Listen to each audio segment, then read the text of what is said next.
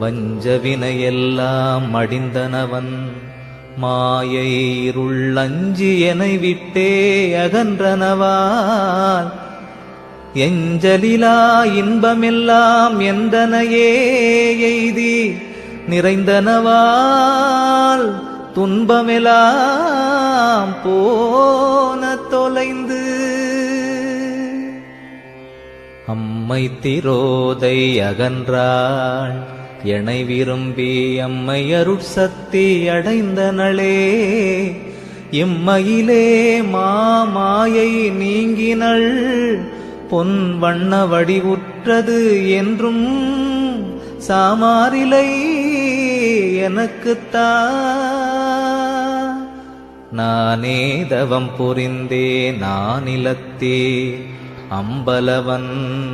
தானே வந்து என்னை